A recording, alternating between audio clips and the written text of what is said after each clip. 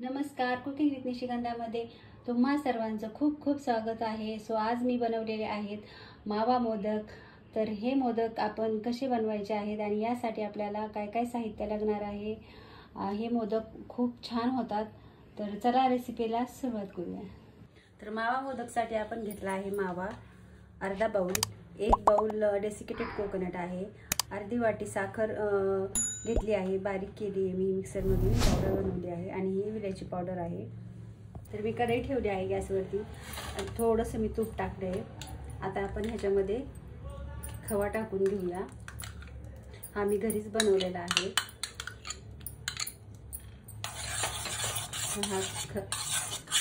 जर तुम्हाला जर वेळ नसेल तर तुम्ही कंडेन्स मिल्क सुद्धा वापरू शकता।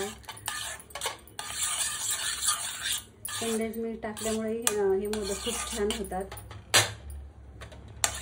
तर आपण हे आता स्लो फ्लेमवर भाजून घेऊया।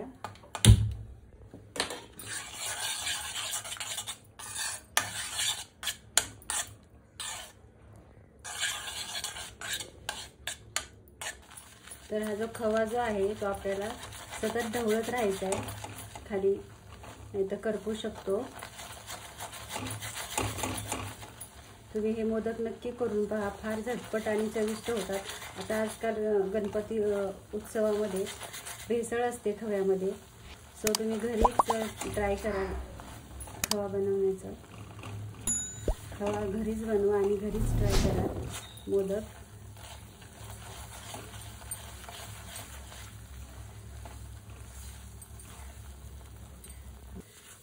तर आपला खवा आता थोडासा घट्ट झाला आहे, ह्याचा कलरही चेंज झालेला आहे। तर आता आपण ह्याच्यामध्ये डेसिकेटेड कोकोनट टाकूया आणि व्यवस्थित मिक्स करून घेऊया।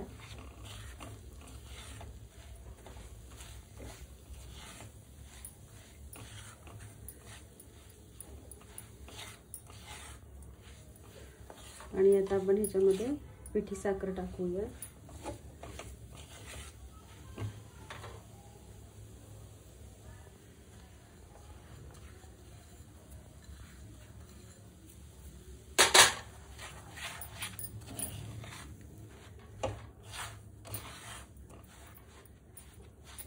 हे स्लो फ्लेमवरच करायचं आहे आपल्याला। गॅसची फ्लेम जी आहे ती स्लोच ठेवायची आहे आणि हे मिक्स करून घ्यायचं आहे आपल्याला।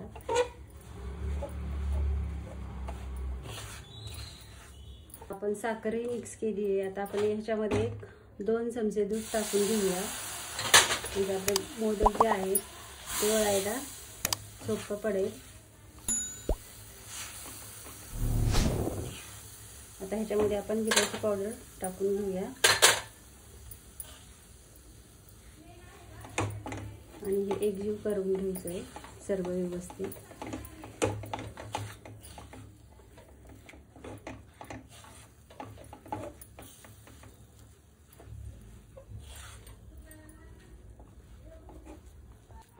तर आता हे सर्व मिश्रण एकजीव झालेलं आहे आणि मोदक आता आपण वळायला घेऊया।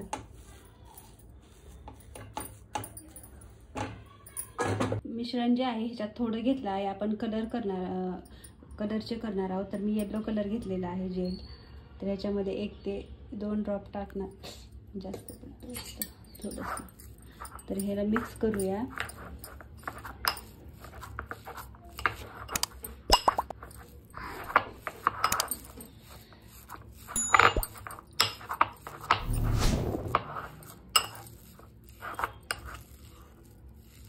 मी मोदकाचा साचा घेतलेला आहे। तर आता आपण ह्याला तूप लावून घेतलेलं आहे। तर आता आपण हे केलेलं मिश्रण या साच्यामध्ये असं भरून घेऊया आणि मोदक बनवूया। तर तुमच्याकडे साचा नसला तरी हे हाताने होऊ शकतात। हे मिश्रण चांगल्या प्रकारे एकजीव केलं तर हाताने हे मोदक तुम्ही करू शकता। तर हे असं प्रेस करायचं आणि आता आपण हे मोदक काढूया।